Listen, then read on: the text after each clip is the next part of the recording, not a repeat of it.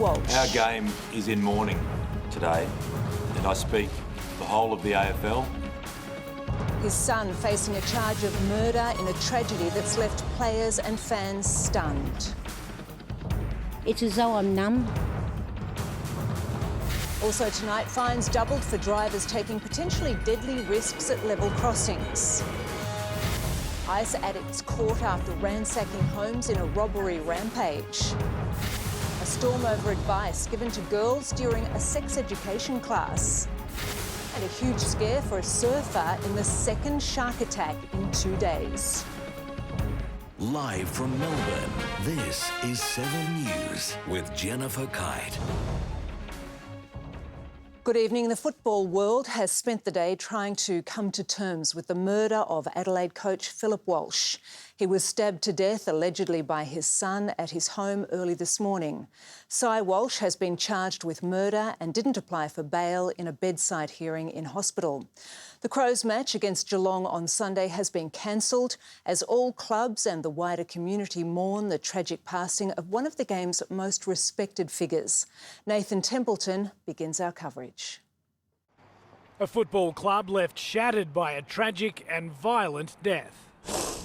I'm very distraught that it's happened to him.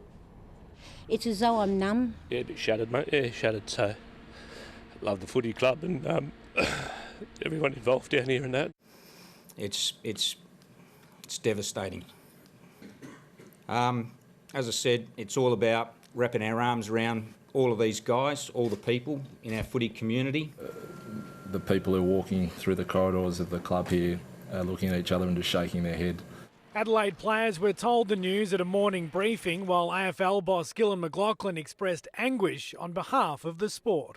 Our game is in mourning today, and I speak the whole of the AFL. The sorrow and distress felt today touches many in our industry, because Phil Walsh gave such a lot to our game. Police were called to the Walsh family home in suburban Adelaide shortly after 2 o'clock this morning, following reports of a domestic disturbance.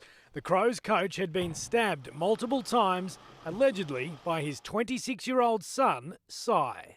Ambulance crews immediately rendered first aid and tried to resuscitate Mr Walsh, but unfortunately a doctor declared that he had died shortly afterwards. After the altercation, Cy fled the scene on foot. He was found by police about 2 kilometres away at the home of a friend. He was later charged with his father's murder. I can't tell you anything about the argument or the circumstances of that. The alleged murder weapon was removed from the house. Walsh's wife Meredith received a stab wound to the leg. She's being treated for non-life-threatening injuries and remains in the same hospital where Cy underwent a psychiatric evaluation. The couple's 22-year-old daughter is on her way home from the United States, where she was at a summer camp. This is tough for everybody, but wow, Meredith. It's not even just that he's a high-profile person, it's just absolutely terrible when families are torn apart in such tragic circumstances. Phil Walsh had previously spoken about the estranged relationship with his son, who has battled mental illness. No doubt his son's had some challenges over a number of years, and Walsh has been very supportive of him. Only 2 weeks ago, concerned Crows officials asked Walsh to cut back his working hours at the club. You really can't keep operating this way.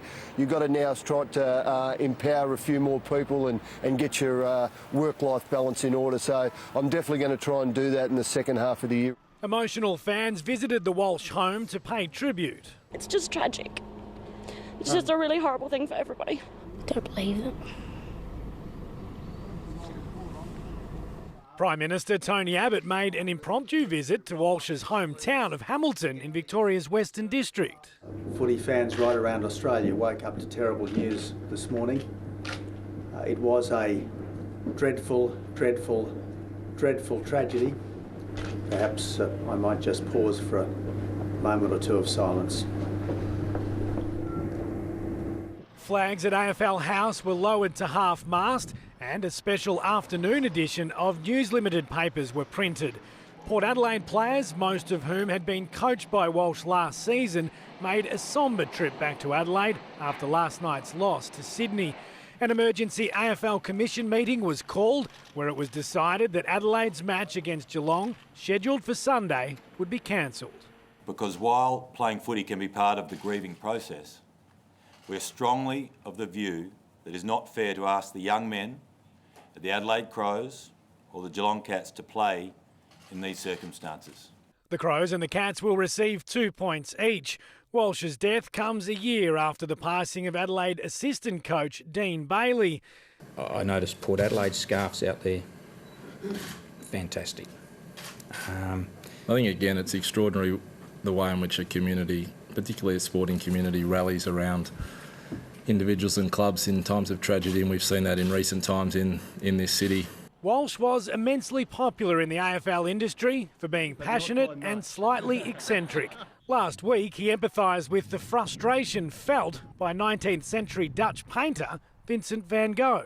There's a man with great frustration, and I looked at that painting, Sunflower, and for a bogan from Hamilton like myself, I could actually see beauty in that frustration. We like to think there's some masterpieces still to be painted this year. Philip Walsh was 55. And Nathan is live at the Crows football headquarters in Adelaide. Nathan, how is the club holding up? Well, Jen, the overwhelming feeling here is still a sense of disbelief. People just can't comprehend that this has happened. We've had fans coming and going all day. As you can see here, we've got a man here with his young child. Parents have actually said to me with their kids, how am I meant to explain this to them? Also, hundreds of people have left flowers and other tributes. It's not just Crows fans. We've got Geelong, Essendon and Collingwood scarves. So the footy community is really trying to rally around the Adelaide Crows Football Club. It's very numb here at the moment. It's one of the saddest days we can remember in football, Jen. Yeah, very difficult indeed. Thank you, Nathan. Philip Walsh was involved with 7 AFL clubs in a career that spanned more than 3 decades. He's being remembered as one of the most passionate members of the football community who was focused 100% on the pursuit of success. Phil Walsh dedicated his life to football. Yeah, I'm fanatical about football. I'm passionate. It's what I'm good at.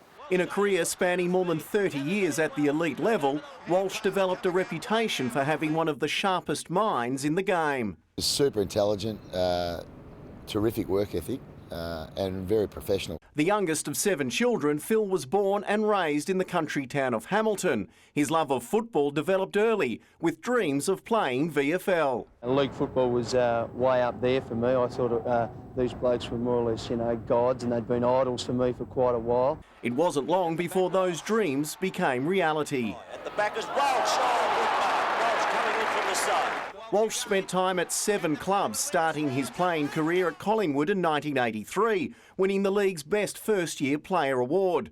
A year later, he moved to Richmond, playing 40 games before heading north to the newly formed Brisbane Bears, winning the club's inaugural Best and Fairest. Post-playing days, he was a fitness coach at Geelong before spending 10 years as an assistant coach at Port Adelaide. In 2009, he moved to the West Coast Eagles before returning to Port last year. Then, after 20 years, he finally became a senior coach at Adelaide this year. Known and loved by so many, Walsh's death has blanketed the entire AFL community in grief. It's going to have a massive effect on this whole state, on a football club in particular, but everyone feels connected. It's going to be very hard for any of us to ever get over it, to be honest, but yeah, it's a tough day. Brian Taylor played with Walsh during his time at the Tigers. He just loved the game of football and would do anything for football to become his passion. Rodney Eade was his teammate at the Bears. I thought he was very family orientated. His son was born up here. Even though he's strong and has strong opinions, he was a reasonably giving person as well. Until this year, he preferred to live his football life in the shadows as one of the best assistant coaches in the game. He understood that there was a lot going on in the game and that there was a lot of publicity around it, but he was generally a pretty shy guy. I think he was never seeking that limelight. In 2012, he was hit by a minibus while travelling in Peru. The near-death experience changed his outlook on life. The first thing I thought about was my family, how much I didn't want to die. I thought I was going to die. He made a list of things he wanted to achieve. He started learning Japanese, gave up alcohol and focused on fitness. A photo on his laptop of where the accident occurred was a daily reminder of how precious life is. He also made a promise to himself to become a senior coach. I tell my kids to chase their dreams, so I probably don't want to look back 70 years old and think what might have been. Walsh only got to coach 12 games, but his football legacy will live on. It's those left behind who will be asking what might have been. Michael Felgate, 7 News. As the AFL mourns the loss of one of its own, tonight's Collingwood-Hawthorn match at the MCG will go ahead as planned. Live to Chief Football reporter Mark Stevens at the ground. Mark, how will the clubs pay tribute to Phil Walsh tonight? Well, Jen, the mood here is very sombre, and in many ways the game we love will be very, very different this weekend. Starting with tonight, Collingwood has already cancelled its pre-game entertainment. Throughout the round there'll be no theme songs whatsoever. Even winning teams will not be singing the song in their rooms. No teams will run through the banners, so the banners scrapped for this weekend. Also, there'll be a minute's silence. Both teams tonight also in black armbands with the umpires all throughout the weekend of footy. A short time ago I spoke to Brownlow medalist Brad Hardy, a close friend of Walsh's, and a few fans about just the impact this will have. Extremely hard, Mark, I think because of the fact that he had such an impact across a lot of footy clubs and a lot of football fraternity per se, so it's going to be difficult, but knowing Phil, that's the way he'd want it. I think morale will be down just in general. I think everyone will be down a bit, so yeah, for sure. Oh, I think everyone will be respectful, and I'm sure they'll do a minute silence and maybe some things up on the big scoreboard. Also caught up with Collingwood assistant coach Robert Harvey a short time ago. He's not sure how the players will react. A very young side. It is the great unknown, Jen. Let's just hope that all clubs and fans can get through what will be a very emotional weekend. Back to you. Indeed. Thank you, Mark. And our own sports presenter Tim Watson played against Phil Walsh and joins us live from Seven's commentary box at the MCG. Tim, what can you tell us about him? Well, Jenny burst onto the scene as a 23-year-old back in 1983. He was a dasher. He was a long-striding player. Really, when we saw him play, we all wanted to know where he'd come from because it was unusual that somebody at that age could actually step up and play the way that he did. So he only played one season at Collingwood, went across to Richmond and played in KB's 400th game. He was best on ground that day and actually kicked the goal of the season. So he was a very accomplished player. Tim, how do you think he'll be remembered? Well, as everyone has spoken about already, he's been across 7 clubs, so his legacy will extend a long way across the game and for many years to come too. He was a great strategist, he was a great thinker of the game, he loved the game, he had a great passion for it, a really intense man about his football. So that will live on in the minds of players and those that have been coached by him today who go on and coach one day and use part of what he taught them as their coaching philosophy, Jen. Yeah, well said. Thank you, Tim. A very sad day indeed.